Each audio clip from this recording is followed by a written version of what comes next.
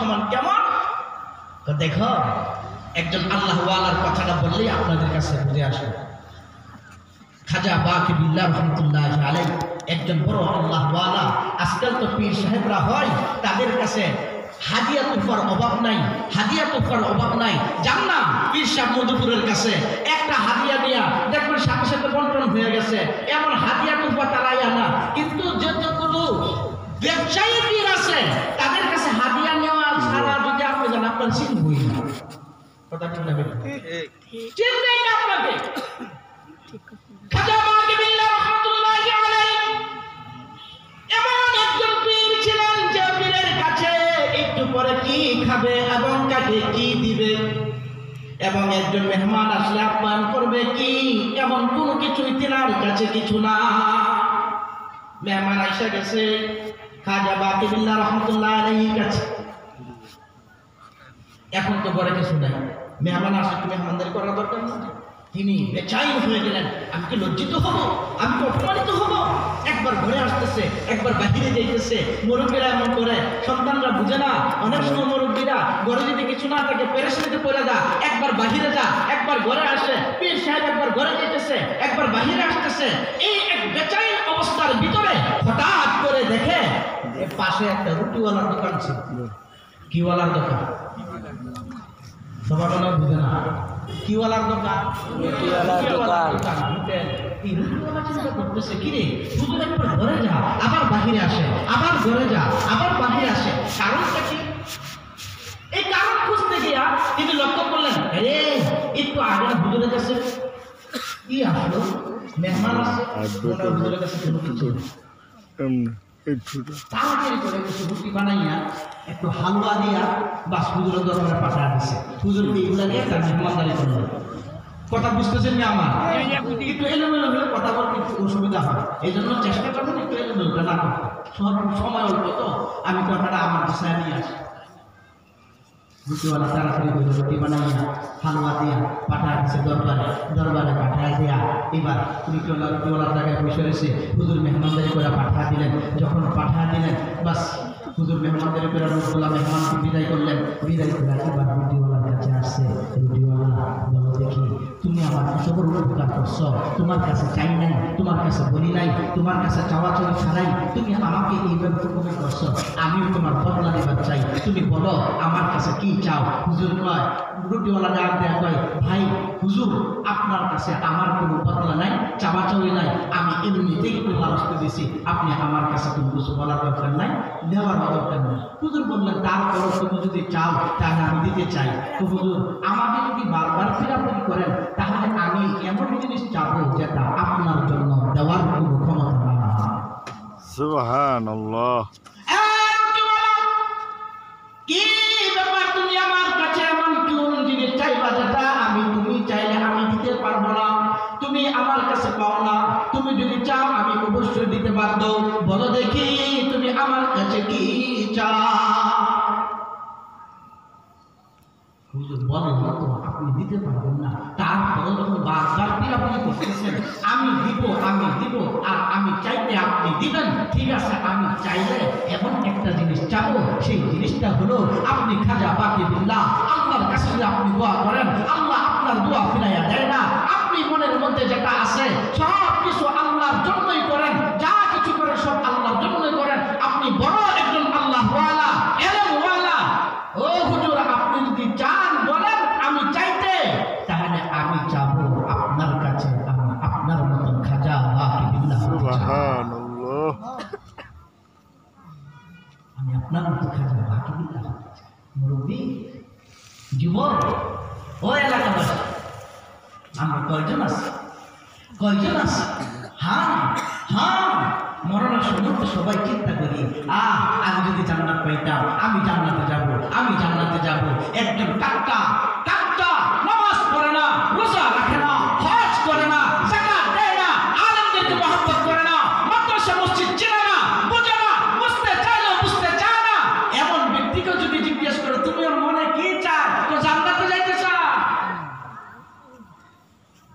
হুজুর আপনি তো অনেক বড় আল্লাহওয়ালা, এলেমওয়ালা, আমি এলেমওয়ালা এবং আল্লাহওয়ালা, ঠিক আপনার মতো খাজা বাকি বিল্লাহ হতে চাই। হুজুর ডাক দেন একটা কথা বলি, এটা কি সম্ভব? এটা কি সম্ভব? এটা তো আল্লাহ। আমি বুঝলাম আমি যেটা চাবো সেটা আপনি দিতে পারেন। আল্লাহ ওয়ালাদের কারামত, কারামাতুল আউলিয়া হাক্কুন, উলামা ইকরাম আল্লাহ ওয়ালাদের কারামত বুঝা যায় না। সাথে সাথে রুটিওয়ালাকে বললো, ঠিক আছে চলো আমার সাথে। হোটেল থেকে হাতে দইরা নিয়ে গেছে, নিয়ে ঘরের মধ্যে গেছে। ঘরের মধ্যে দরজার মধ্যে খাদেমকে দাঁড় করাই দিল, সাবধান কেউ যেন ঘরে প্রবেশ করে না। গোসল করাইলো, নিজের জামাটা পরাইলো, নিজের পাখিটা পরাইলো, জায়নামাজের মধ্যে বসা দিল। কিছুক্ষণ ঘরের মধ্যে ওই পীর সাহেব থাকা বাকিবিল্লাহ হোটেলের রুটিওয়ালা দুইজন একসাথে কিছুক্ষণ অবস্থান করলো। কিছুক্ষণ পরে একজন আরেকজন হাতে দরাদরি করে ঘর থেকে বাহির হয়। ঘর থেকে বাহির হয়, খাদেম ডাক দিয়া বলে, আমি তাকায় দেখি দুইজন যখন ঘর থেকে একসাথে বাহির হইতেছে, কে খাজা বাকিবিল্লাহ আর কে রুটিওয়ালা, দুইজনের মধ্যে কোনো পার্থক্য করা যায় না। এটার নাম হলো আল্লাহ ওয়ালা। নিসবতে তাসাবি, সমান সমান সম্পর্ক। ধর্মদেশ ধরুন একজন আলেম ছিল, আলেম দাঁড়িয়ে রাখে, তুমিও দাঁড়িয়ে রাখছো কেন? রসুলের সুন্নাত, আল্লাহ রসুল বলছেন রাখার জন্য, আমিও রাখছি। জানো হযরত মুসা আলাইহিস সালাতু ওয়াস সালাম তিনার কওমকে নিয়ে তিনি যখন সাগর পাড়ি দিলেন, নদীর পাড়ি দিলেন, পাড়ি দেওয়ার পরে হঠাৎ করে পিছন দিক থেকে কওমে ফেরাউন আসছে। ফেরাউনরা আসছে, তারা ঢুকছে। ঘটনা আপনারা জানেন, আমি ওই ঘটনা বলা মাকসাদ না। মাকসাদ হলো যে কথাটা হযরত মুসা আলাইহিস সালামের সাথে ফেরাউনের কওমের বেঈমান একটা চলে গেছে। ফেরাউনের কওমের বেঈমান একটা চলে গেছে ওই পারে, এ ডুবে না। মুসা আলাইহিস সালামের সাথে সাথে এরাও চলে গেছে। ভাই আমার কথার দিকে একটু লক্ষ্য করুন, চলে গেছে। এখন প্রশ্ন জাগে, সব বললো এই বেঈমান আবার মুসার কওমের সাথে হযরত মুসা আলাইহিস সালামের সাথে কিভাবে পার হয়ে গেল, যেটার নাম কোরআনের মধ্যে আছে সামিরি। সামিরি সেও চলে গেছে। মুফাসসিরিন কিরাম বলেন, এ ঢুকলো না, এ ঈমান হারা হইয়াও, বেঈমান হইয়াও, ফেরাউনের কওমের হইয়াও সে পার হয়ে গেল কিভাবে? উলামা ইকরামগণ বলেন, তো যাওয়ার মূল কারণ হলো এই বেঈমান করতো কি, হযরত মুসা আলাইহিস সালাম যেমন ভাবে পাগড়ি পরতো সেও পাগড়ি পরতো, মুসার জুব্বার মতো সেও জুব্বা পরে। মুসা আলাইহিস সালামের যে বেশ আছে সেই বেশ ধরছে, দইরা মুসার কওমের সাথে সংযোগ হয়ে গেছে। আল্লাহ ডাক দিয়া বলেন, এখন যদি এরে ডুবাইয়া মারি, মুসা আলাইহিস সালামের পোশাকের অপমান হবে। মুসা আলাইহিস সালামের পোশাকের অপমান হবে। আমার নাই, আমার কোনো কিছু নাই, কিন্তু আমি আল্লাহ ওয়ালাকে ভালোবাসি, মন থেকে ভালোবাসি। দেখো না তাকাইয়া আল্লাহ রাসূলের দরবারে সাহাবী একজন আসছে, ইয়া রাসূলুল্লাহ মাতা সাআ, হুজুর কিয়ামত কবে হবে? কিয়ামত কবে হবে?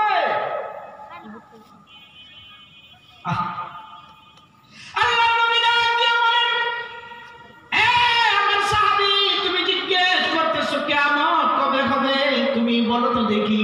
মা আতাতালাহা ইয়া আসহাবি, আমার সাহাবী জিজ্ঞেস করতেছ কিয়ামত কবে হবে। কিয়ামত তো এটা মামার বাড়ির মোয়া না, বরং এটা তো এমন একটা জিনিস, ভয়ঙ্কর জিনিস। কিয়ামতের জন্য তুমি কি প্রস্তুতি নিছো?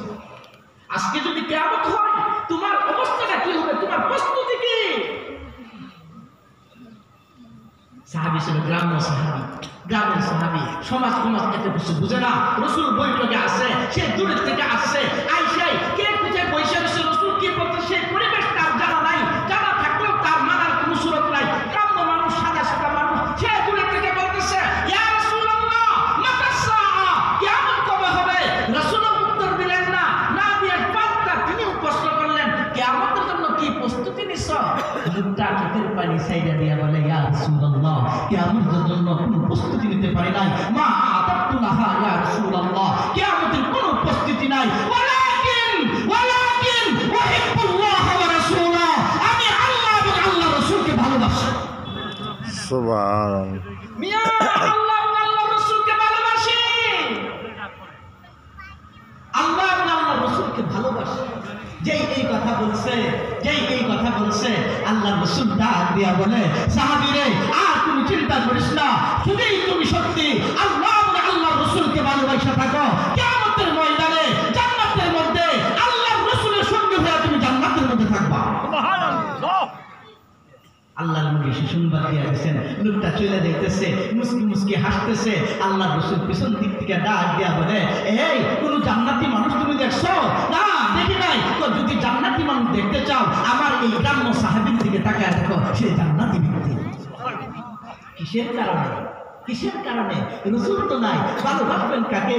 রসুল তো নাই, দাওয়াত দিয়া ঘরে আইনা দাওয়াত খাওয়াবেন। রসুল তো নাই, রসুল তো নাই। সেই রসুল, যে রসুলকে পাইলে আমি অন্তর থেকে শুধু ভালোবাসা না, মনে হইতো অন্তরের ভিতরে কিভাবে ঢুকাবো সেই ফিকির করতাম। ও ভাই, সেই রসুল তো নাই। যে রসুলকে দেখে আবু বকর সান্ত্বনা পেয়েছে, যে রসুলকে দেখে ওমর সান্ত্বনা পেয়েছে, যে রসুলকে দেখে সাহাবায়ে কেরাম সান্ত্বনা পেয়েছে, যে রসুলকে দেখে, জানেন না, কিছুদিন হলো রসুল ইন্তেকাল করছে। এক আশিক রসুল, আল্লাহ রসুলের পাগল, অনেক দূর থেকে আসছে, হাইটা হাইটা মক্কায় আসছে। শুনছে রসুল মদিনায় চলে গেছে, মদিনায় গেছে রাসূল। এই তো কয়েকদিন হলো রসুল ইন্তেকাল করছে। অন্তরটা চঞ্চল হয়ে গেছে, ফাইটা গেছে। রসুলকে যদি পাইতাম, রসুলকে যদি পাইতাম। আশিকে রসুল, আমরা কেমন আশি, আমরা কেমন আশি? আমি আমাকে জিজ্ঞেস করি, আমি যখন ওয়াজ করি, কথা বলি, তখন আমার মনে হয় আমি অন্যের জন্য, আমি যখন শুনি কোনো অন্য জন্য বলতেছে, আমি আমাকে জিজ্ঞেস করি, আমি আমাকে জিজ্ঞেস করি। আল্লাহ রসুল রোজার পাশে দাঁড়াইছে, একটা আয়াত তেলাওয়াত করতেছে, ওয়ালাউ আন্নাহুম আমানু ইয জাউক,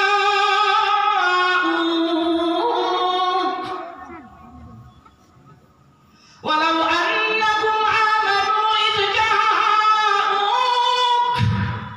ফাস্তাগফিরুল্লাহা ওয়াস্তাগফারা লাহুমুর রাসূল লাওয়াজাদুল্লাহা তাওয়াবার রাহিমা। আশিক রাসূল রোজাদার পাশে দাঁড়িয়ে দাঁড়িয়ে আয়াত করে চোখ থেকে পানি ঝরে, চোখ থেকে পানি ঝরঝর করে। ও রাসূল, তুমি তো এমন রাসূল ছিলা, 60 বছর 70 বছর গুনাহে নাফরমানি নিমজ্জিত, গুনাহ করতে করতে করতে করতে করতে করতে অবস্থা খারাপ। রাসূল, তুমি তো এমন রাসূল, তুমি তো এমন রাসূল। ভাই আমার দিকে একটু তাকা, তুমি তো এমন রসুল, যে রসুল যখন দুনিয়াতে আসছিলা, তোমার কাছে এই 70 বছরের নাফরমান আয়েশা তোমার হাতে হাত রাখা, যদি তোমার হাতে হাত রাখতো আর তওবা করতো, আর আপনি যদি আল্লাহর কাছে সুপারিশ করতেন, আপনার সুপারিশ করার সাথে সাথে আল্লাহ তার তওবা কবুল করে নিতেন। ও রসুল, তোমাকে আমি পাই। এই কথা বইলা আশিকে রসুল কিছু কবিতা গাইতেছে। আজকে তো যুবক, তুমি তো তোমার প্রেমাস্পদের জন্য প্রেমে পড়ে কবিতা গাও, কত কিছুর জন্য তুমি গান গাও, কত সুর ধরো, দেখো না